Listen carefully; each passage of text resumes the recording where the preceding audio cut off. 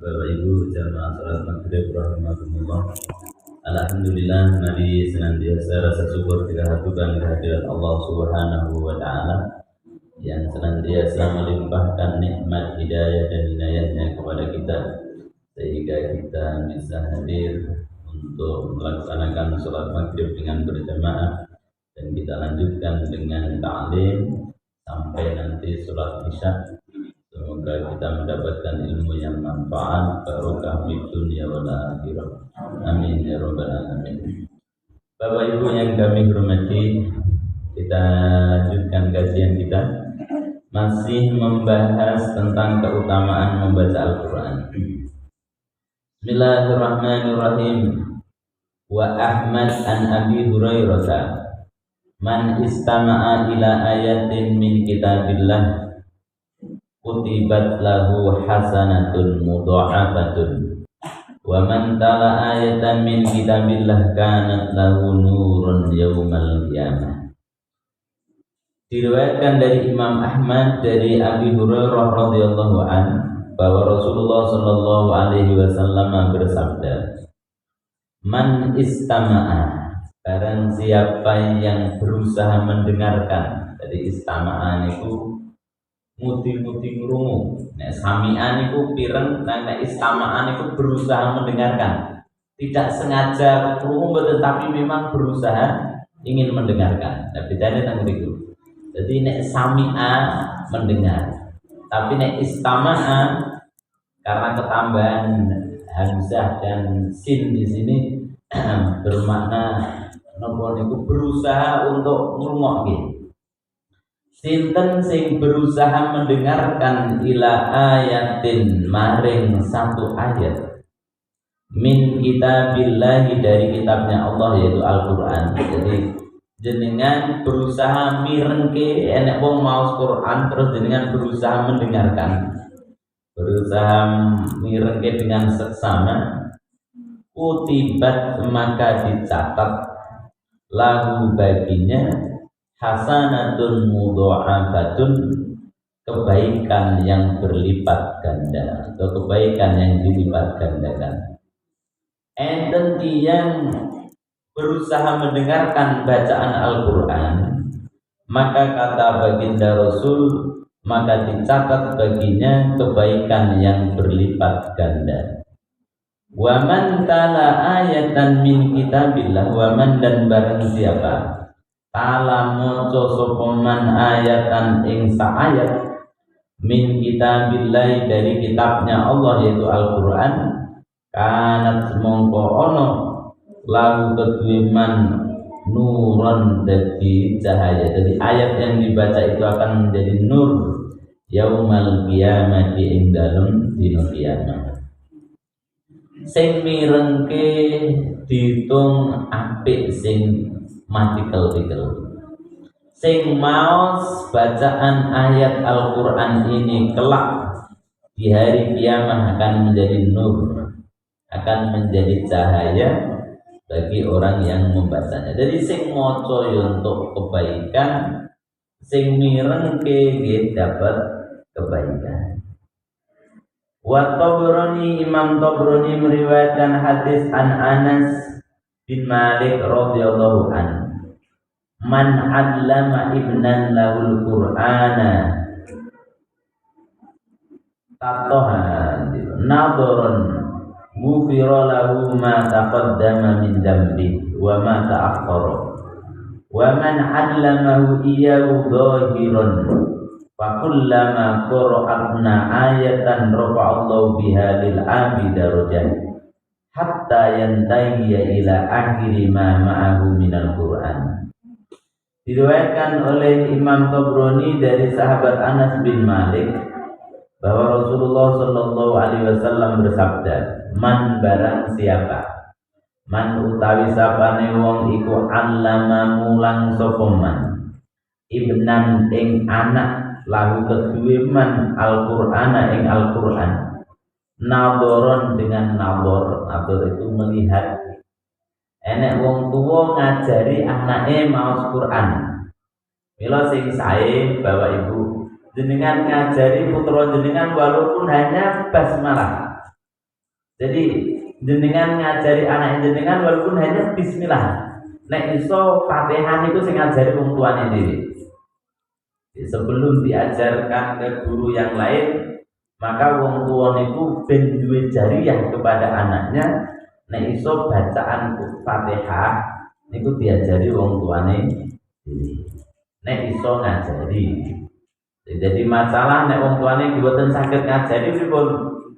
Karena mungkin waktu yang sempit atau mungkin belum mampu, gak pede ngajari maos Quran anake, yo digoleke guru sing mulang putra-putra kula panjenengan. Tapi nek iso diajari piyambak, khusus minimal bacaan surat Al-Fatihahnya minimal Fatihah anake dhewe niki kula panjenengan sing ngajari. Engko setiap sholat kan mesti baca Fatihah. Wong tuane entuk pahala. Setiap baca apa mesti dimulai baca Fatihah, dapat pahala. Kan minimal wong sholat niku kan maca Fatihah minimal 17 kali dalam sehari semalam, itu minimal. Minimal sholat wajib tok niku maca Fatihah ping 17. Belum nanti sholat-sholat sunnah yang lain. Nek enten tiyang sepah ngajari anaknya membaca Al-Qur'an, mila pesane Rasul niku ngoten. Adibu auladakum bisalasati hisolin. Ajarilah, didiklah anakmu dengan 3 hal. Hubbullah wa hubballahi wa hubba rasuli wa ahli baiti wa qiraatil Qur'an. Pesane baginda Rasul, didiklah anak-anak kalian dengan 3. 1, cinta kepada Allah. Anak niku dididik piye supaya duwe rasa cinta kepada Allah, mengalahkan cintanya kepada apapun. Ben anak ini punya akidah yang kuat, punya pegangan yang kuat, sehingga mencintai apapun itu di bawah mencintai Allah. Yang kedua, wa hubban nabi wa ahli baiti, cinta kepada nabi dan ahli keluarganya, ahli baitnya Rasul. Jadi urutan cinta kita ini, 1 cinta kepada Allah, 2 cinta kepada nabi, baru cinta kepada makhluk yang lain. Sehingga ini ditanamkan kepada anak-anak kita. Anak ini harus lebih mencintai Allah daripada apapun, mencintai Rasul daripada apapun, sehingga nanti punya rasa mahabbah, punya rasa cinta kepada Allah yang dalam, sehingga cinta karo Allah ini sing gak bakal kecelek. Jadi seneng karo Khalik pencipta inilah sing gak bakal kecewa. Tapi nek cinta kepada makhluk pasti kecewa. Jadi ini jenenge model wong kok cintane karo makhluk, suatu saat dia pasti akan kecewa dengan makhluk tersebut. Wong sing dicintai kadang-kadang tidak sesuai dengan harapan. Nah, ajarilah, didiklah anak-anak kita ini piye supaya dirasa seneng kali Allah. Sehingga kalau sudah punya rasa cinta kepada Allah, menghadapi apapun di dunia ini enak. Jadi semua apapun kita nilai kecil ketika tidak ada hubungan dengan Allah Subhanahu wa ta'ala. Apapun yang terjadi yang menimpa kita dinilai indah karena paham bahwa itulah takdir Allah, sing ngatur Allah, skenario Allah, sehingga apapun yang menimpa kepada dirinya dia akan rela dan dia akan senang mendapatkan hal itu karena paham bahwa itu adalah pemberian dari Allah Subhanahu wa ta'ala. Kalau itu pemberian Allah, yakin bahwa itulah yang terbaik. Wong tuwa mawon niku nek kanggo anake pengin yang terbaik, apalagi Allah kepada kita. Jadi cintanya Allah kepada kita ini lebih daripada cinta orang tua kepada anaknya. Sehingga nek anak ini paham dengan hal ini, piyambake akan merasa nikmat di dalam hidup ini. Apapun yang dia terima akan diterima dengan lapang dada dan penuh keikhlasan, sehingga menghadapi hidup ini enak. Boten gampang bingung, boten gampang khawatir. Wong niku nek wis caket kalih Allah dadi waline Allah, la khaufun 'alaihim wa la hum yahzanun. Ala inna awliya Allah, sak temene kekasih Allah wong kok duwe jadi kekasih Allah, cinta kepada Allah, dicintai Allah, la haufun 'alaihim, dia tidak akan punya rasa khawatir, orang bingung di dalam menghadapi hidup, wala hum yahzanun, dan dia tidak akan bersedih hati. Nah, ini tugas kula panjenengan kenal ke anak-anak kita ini dengan Allah. Jangan hanya dikenal ke dengan tata cara pinter golek duit tok. Wong tua kecewa. Masalahnya nek anak itu hanya dikenalkan bagaimana cara mencari uang saja, yang ada dalam pikirannya adalah uang. Apapun yang dilakukan akan dinilai dengan uang. Sehingga apapun kalau sudah dinilai dengan materi, ya repot. Akhirnya nopo wong tuane meninggal, pertama kali yang diurus sing digo gegeran warisan. Karena uang sing paling cepet dan untuk akeh niku nggih lewat warisan. Yo ngoten nggih. Jadi karena dari kecil sing diajari piye carane pinter golek duit, akhirnya dia sing dipikir piye duitnya nang dadi akeh. Sehingga nek untuk warisan bagaginan, nek perlu ngoyok bagiane dulure gak masalah. Yang penting dan untuk duit akeh. Lah ini kan mengecewakan. Ada kisah nyata, saya lupa pernah bercerita apa tadi. Ada kisah nyata. Ada seorang yang cerdas, seorang sing pinter. Ini saya kesukaan mana wes nanti sanjang ya perlu lali. Oke kita balik ini cerita ini.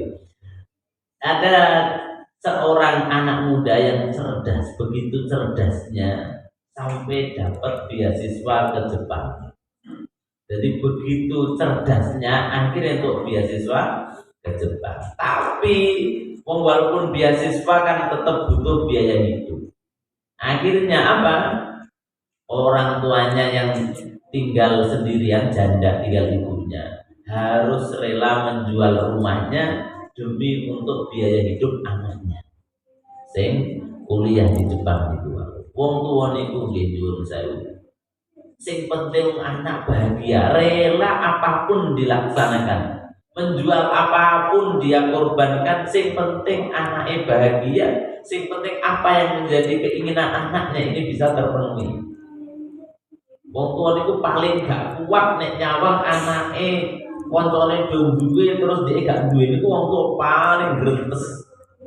Anake iso dolanan, tuku ngene terus anake piyambake mboten saged ora iso nukokke piyambake niku wong tuwa niku tangis jeruan. Grentes ya Allah. Sesake men anakku ngono kuwi nggih. Dadi wong tuwa niku demi anak segala-galanya sampai rela menjual rumahnya, dia harus ngontrak, sing penting anaknya sukses.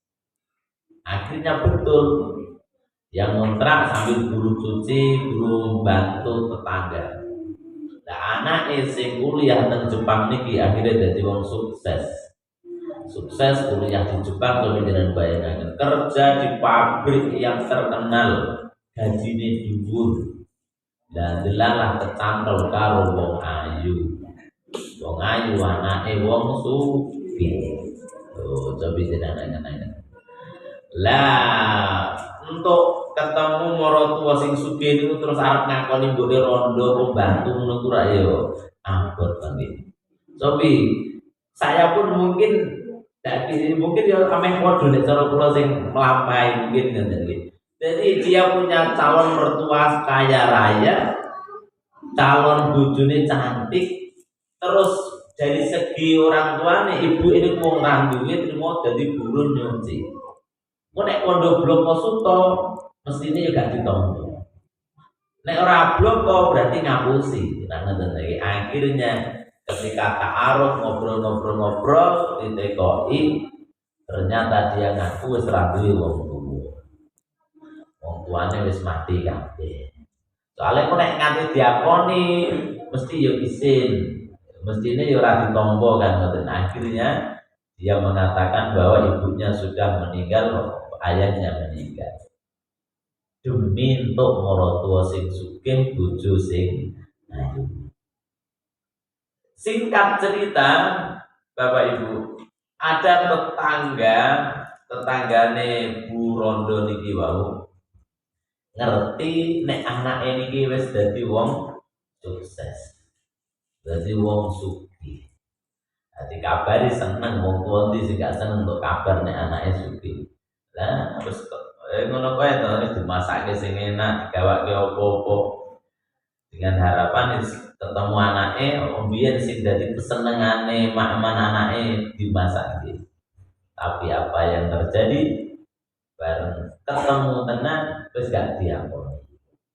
Wis kondo nek ibune wis mati akhirnya sampai diusir. Nah ini gara-gara apa? Anaknya pinter cara mencari uang tapi tidak dibekali pendidikan, tidak dibekali akhlak yang baik, tidak dikenalkan agama yang baik. Bila apa-apa niku nek sing ngatur agama niku dadi enak. Anake dadi wong sugih, nek mudeng agama ya tetep mulyake wong tuane. Wong tuane diumrohke, dihajike, ra ngoten nggih. Anak ini walaupun dia jadi wong ora duwe tetap berusaha membahagiakan orang tua. Nah, mulane anak-anak kita diajari cinta Allah, cinta Nabi dan keluarganya, wa qiraatul Quran, diajari maca Quran. Minimal maca Quran lancar, syukur-syukur iso hafal Quran dan ngene. Maka ngendikane baginda Rasul sinten sing ngajari anake Quran nadzoron dengan nadzor itu melihat, karena nanti ada jenenge maca Quran itu bin nadzor karo bil ghaib. Bin nadzor itu maca nganggo Quran, nek bil ghaib niku membaca tanpa membaca Quran, berarti hafalan. Ghufira lahu ma taqaddama min dambi wa ma ta'akhkhara. Akan diampuni dosa-dosa yang telah dilakukan dan dosa yang belum dilakukan. Sering jalan ngatur maksudnya dosa yang belum dilakukan itu apa? Orang kok terus dosanya terus orang dicatat dan dia akan dibimbing oleh Allah untuk tidak berbuat maksiat lagi. Jadi wa ma ta'akhkhar itu dosa yang belum dilakukan dia dibimbing oleh Allah sehingga tidak melakukan perbuatan dosa lagi. Wa man 'allamahu iyyahu dhahirun. Barang siapa yang mengajarkan anaknya Quran dengan dhahir, fakullama qara'al ibna, maka ketika anaknya ini membaca ayatan satu ayat, rafa'allahu biha lil 'abdi darajah, maka Allah akan mengangkat satu derajat kepada ayahnya atau orang tuanya. Hatta yantayya ila akhiri ma ma'ahu minal Qur'an, sehingga sampai terakhir yang dibaca anaknya dari Al-Qur'an. Wong anak sing maca Qur'an wong tuane iso entuk derajat. Anaknya baca Qur'an derajat naik melih. Wong tuane maca Qur'an derajat naik melih. Jadi kalau penake nek duwe anak dadi ahlul Qur'an. Apalagi nek nganti apal Quran, apal Quran itu kan tidak bisa lepas dari Quran, Bapak Ibu. Jadi jangan pernah jenengan bayangke wong apal Quran itu terus apal terus, tidak. Wong apal Quran itu harus menjaga Qurannya, harus murojaah terus. Quran itu apal kaya apa ndak dimurojaah, gak dideres, gak diulang, pasti hilang. Jadi wong krungu ngapal Quran. Apal Quran itu harus menjaga terus. Nek ora dijogo mesti hilang. Mesti hilang. Ngene-ngene gitu. Terus gampang hilangnya. Ora iso terus apal Quran zaman cilik aku tahu apal 30 juz. Lah saiki ora tahu tak waca mesti lali. Lah nek duwe anak kok seneng maca Quran, setiap ayat yang dibaca maka orang tuanya dinaikkan derajatnya oleh Allah Subhanahu wa taala.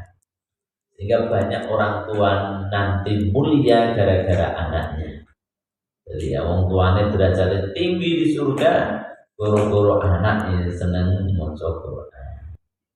Nah ini tugas kita bagaimana mendorong anak-anak kita menjadi ahli Quran. Nek ora iso hafal Quran minimal hafal juz 30. Jadi ora 30 juz neng juz 30. Lagi hafal apa wah itu sifat wis hafal juz 30. Nek sing ra ngerti dikira hafal 30 juz padahal juz 30 tok. Ya lumayan. Nek ora iso minimal anake maca Quran fasih. Minimal anake sregep maca Quran bar magrib diwuruki dijak bareng-bareng bar subuh minimal bar magrib bar syukur rakitan pinten ayat diajari anak ini untuk membaca Quran. Ngoten nggih. Ojo diajari nonton TV kalau dolanan HP tok. Nek masalah dolanan HP rasa diajari pinter-pinter. Bismillahirrahmanirrahim. Wa Dailami an Abi Umamah. Diriwayatkan oleh Imam Dailami dan Abi Umamah hamilul Qur'ani hamilu royatil Islam. Wong sing apal Quran itu dia membawa bendera Islam. Wa man akramahu faqad akramahullah. Barang siapa yang memuliakannya, memuliakan orang yang hafal Quran, maka Allah akan memuliakannya. Wa man ahanahu fa alaihi laknatullah. Barang siapa yang menghina, nyepelek ke wong sing hamilul Quran, wong sing hafal Quran, maka dia akan mendapat laknat Allah. Jadi wong hafal Quran itu padha karo Quran mlaku, ngoten nggih. Karena apa, di dalam dadanya ada Quran. Dia membawa bendera Islam. Jadi di antara siar agama Allah itu Quran. Sehingga wong sing mulyake wong apal Quran, dia akan dimuliakan Allah. Lane jenengan nek pengen anake dadi ahli Quran, seneng karo wong sing ahli Quran. Nek pengen putra-putrane jenengan itu dadi ahli Quran, nyaketo nyedhako karo wong sing ahli Quran. Dengan punya rasa mahabbah, dengan duwe rasa seneng karo wong sing ahli ilmu, suatu saat ada keturunan jenengan sing dadi ahli ilmu. Jenengan seneng karo wong sing hafal Quran, nyaket, takdim, hormat. Suatu saat nanti keturunan jenengan, entah anaknya, entah kucunya, entah buyute, nanti ada yang Allah angkat jadi ahli Quran. Nah, dan jadi kudu seneng karo ahli Quran dulu. Tapi nek nyepelek ke wong sing ahli Quran, hamilul Quran, laknatu alaihi laknatullah, maka baginya laknat dari Allah Subhanahu wa taala. Wa akhraja at-Tirmidzi. Jadi Tirmidzi niku saged diwaca Turmudi, saged diwaca Tarmidzi. Tapi yang biasa kita dengar di Tirmidzi. Wa akhraja ngedalaken hadis sapa at-Tirmidzi wan Nasa'i an Anas qala Rasulullah sallallahu alaihi wasallam uridat alayya ujuru ummati hatta al-qidata yahrujuha ar-rajulu minal masjidi wa uridat alayya dunubu ummati falam aradan ban a'dama min suratin minal Qur'an aw ayatin utiha rajulun summa nasiyaha. Kata baginda Rasulullah sallallahu alaihi wasallam, diperlihatkan kepadaku pahala umatku. Aku, kata Rasul, diketokke ganjaran-ganjarane umatku. Hattal qadata yahruju rajul minal masjid. Sampai qadata niku kotoran yang keluar seorang laki-laki minal masjid dari masjid, sampai enek wong bledukan raine keluar dari masjid. Sekecil apapun diperlihatkan oleh Allah Subhanahu wa taala. Wa uridat aliyat dunubu ummati, dan diperlihatkan kepadaku dosa-dosa umatku. Falam arodan ban, maka aku tidak melihat dosa a'dhamu yang lebih besar min suratin daripada satu surat, minal qur'ani dari Al-Qur'an, au ayatin atau satu ayat, utita yang dia diberikan ayat tersebut, summa nasiya kemudian dia melupakannya. Jadi dosa sing paling gede kata Rasul, dosa umatku itu enek wong dikei ayat Al-Qur'an, wis tahu apal Quran terus dia melupakannya, gak tahu didderes, akhirnya lali. Lho niku dadi dosa sing paling gede. Mila para rawuh ingkang kula hormati, tugase kita sing wis tahu ngapalke Quran iku murojaah. Dene wis diulang-ulang, dimurojaah, kok isih lali, lah itu di luar batas kemampuan kita. Wis jane ya wis setiap waktu dimurojaah, setiap saat diulang-ulang, kok ternyata masih ada yang lupa, itu sudah dikembalikan kepada Allah, karena memang kemampuan kita ya hanya sebatas itu. Karena insya Allah ya gak termasuk hadis ini.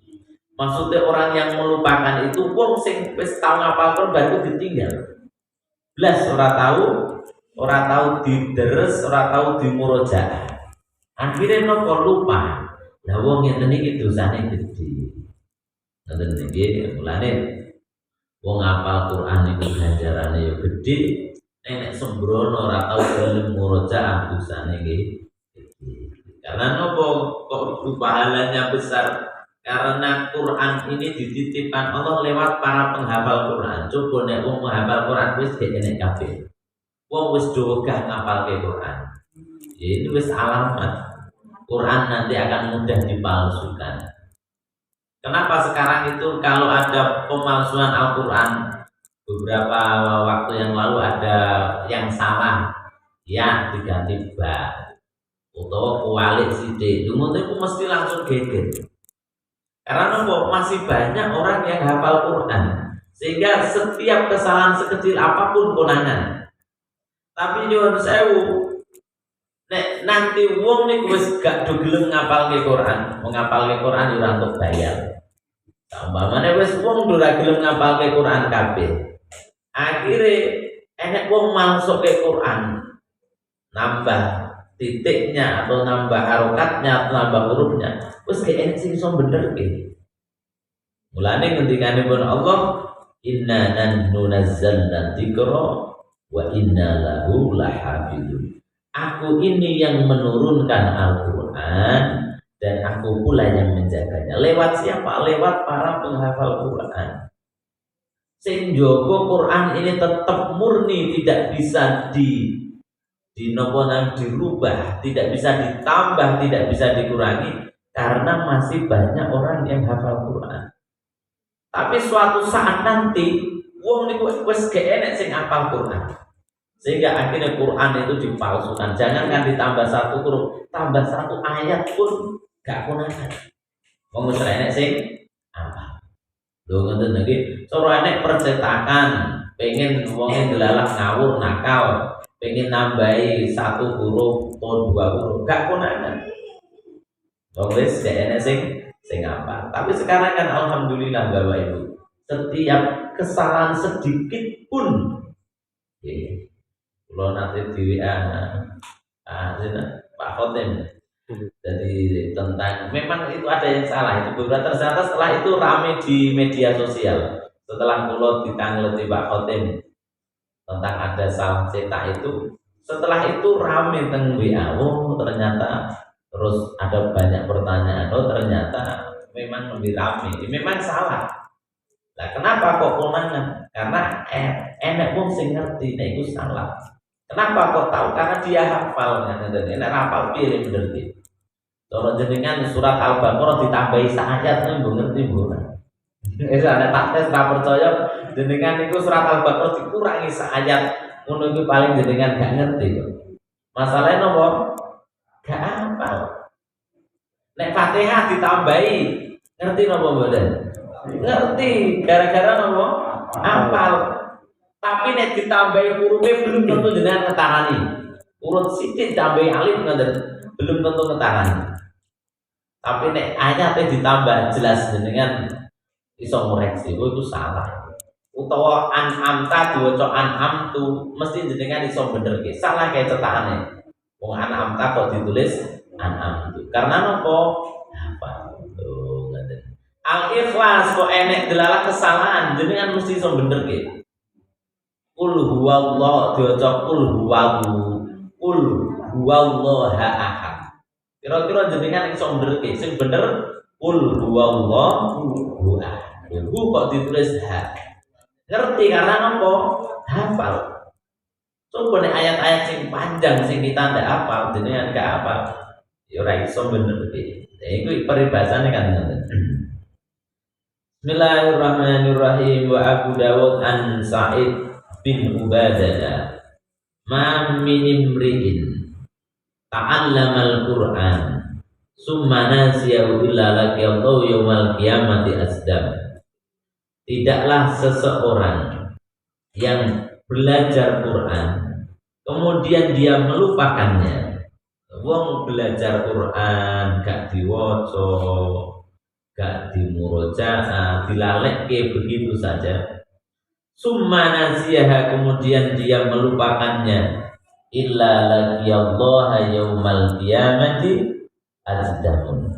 Kecuali dia nanti akan menghadap Allah besok di hari kiamat dalam keadaan azdam. Buduken itu apa ya? Apa buduken itu?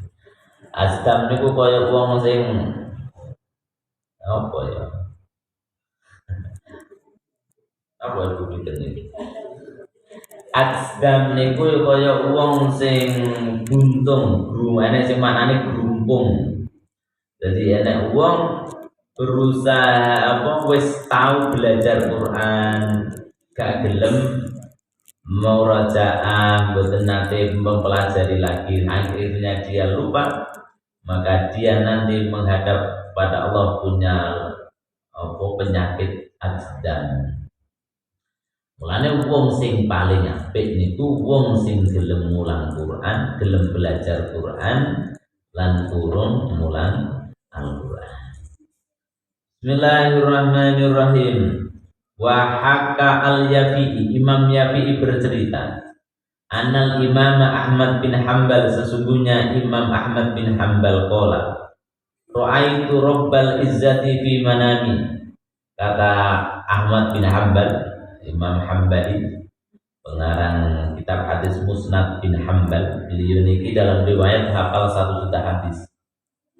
Kata Imam Ahmad bin Hanbal, aku melihat Tuhanku di dalam tidurku, ngimpi ketemu Allah.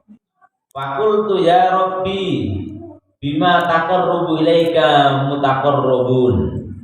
Kemudian aku bertanya, wahai Tuhanku, duh ya Rabb, wong pengen nyaket jenengan, wong sing mutaqarrabun, wong sing nyaket jenengan supaya iso taket niku dengan apa? Qala dijawab oleh Allah bikalami, dengan kalamku, yaitu dengan Al-Quran. Qultu bifahmin au bighairi fahmin. Imam Ahmad bin Hanbal bertanya, paham napa mboten paham? Macane Quran itu kudu paham napa gak paham ya tetap saged. Qala dijawab oleh Allah bifahmin wa bighairi fahmin. Mbah paham, mbah ora, asal dikne seneng maca Quran, dia nanti akan bisa dekat denganku. Kenapa kok ngoten? Karena nyuwun sewu nggih, wong maca Quran gak paham niku kaya jenengan ngomong karo bocah bayi niku lho nggih. Bocah bayi niku rak jenengan jak omong jane gak paham. Jenengan yo gak paham bahasane, bayine jenengan tak kira yo paham. Tapi dijak omong terus padahal urung paham. Suwe-suwe dadi paham. Jenengan karo wong wong asing, wong Madura. Delalah ngomongan nggo basa Madura. Jenengan paham napa mboten? Gak paham, tapi bendinten jenengan kumpul terus suwe-suwe paham. Maca Quran iku nggih ngoten. Pertama gak paham, jenengan waca terus. Titik-titik jenengan nanti paham. Titik-titik ke suwe-suwe jenengan ngerti karepe sithik penasaran. Jane karepe ayat iki opo to? Jane iki nar iku artine opo? Jane janah iku artine opo? Akhirnya lama kelamaan menjadi paham. Nggih kados niku lho ibu wong tuwa ngiling bayi niku ora paham blas jane. Ono dibilang ngiling dijak omongan iki ayu iki anake sapa ya? Bagus iki anake sapa ya? Sak bagus dhewe. Bendino dijak omong ngono terus. Terus sesuai bayine niku paham karepe ora kita dhewe ora iso ngomong sesuk mudeng ngoten iki. Iku gambaran ngoten. Jadi wong maca Quran cek paham apa mboten paham bisa menjadi cara pendekatan kepada Allah Subhanahu wa taala. Wallahu a'lam bishawab. Maka Bapak Ibu yang dapat kami sampaikan, mungkin ada yang perlu ditambahkan? Oke, monggo.